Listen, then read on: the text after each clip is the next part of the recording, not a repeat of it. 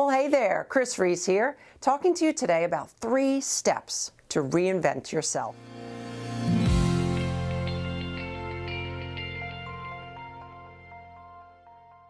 This past weekend, I met a man who believed that his past disqualified him from new beginnings in life.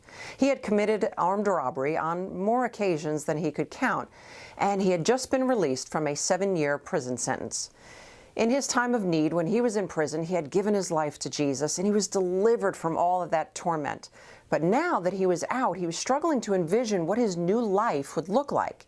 And as I began to share with him the process of reinventing himself and his faith and the possibility of new beginnings, he began to see that even though he had broken the law and used power over people to fulfill his needs, he could still get a do-over. Maybe you haven't actually spent time behind bars, but you too feel imprisoned by your past. But just like this man, you have the power to create a new future. You can reinvent yourself through God's miracle-working power at any point. He created you for a purpose, and His desire is to transform you into the person that He created you to be. Whether you've gotten off path because of poor choices or have been tossed about by the ways of life, a new beginning is possible. And I want to invite you to take these 3 steps to reinvent yourself. Step number 1, discover. To reinvent yourself, you must take the time to discover what makes you tick.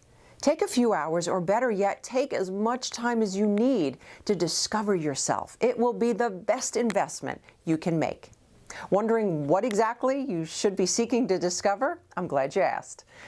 Look to discover your strengths, your weaknesses, your likes, your dislikes, your regrets in life, and what you would have done differently. Better yet, discover why you did what you did. And above all, discover your God-given temperament. This will change your life. If you want to learn more about your temperament, click down below this video and grab my free What's Your Temperament guide to begin to discover more. Step number 2, develop. You can't continue to move forward in the same old and expect something amazing to happen. To change the course of your life, there are 3 areas you need to develop. And a term I use in the photographic sense as in to bring it into focus. The first area is to develop your core values, or what's important to you. And you can only embark upon this after you've discovered yourself. Next is to develop the skills that you need to move forward. And finally, the most important area to develop is your mind. Your will only goes as far as your thinking allows. So if you're the type to dwell on negative thoughts and run the what-ifs in your mind, you need to renew your mind. And if you need help in this area, check out my course for overcoming toxic thoughts to help you do just that. You won't be the same again. And step number 3, design. A dream without a plan is just a wish. Once you have discovered and developed, it's time to put the pedal to the metal and design a plan to get you there. In this design phase, you will need to set up a support system to hold you accountable and help you in unfamiliar areas.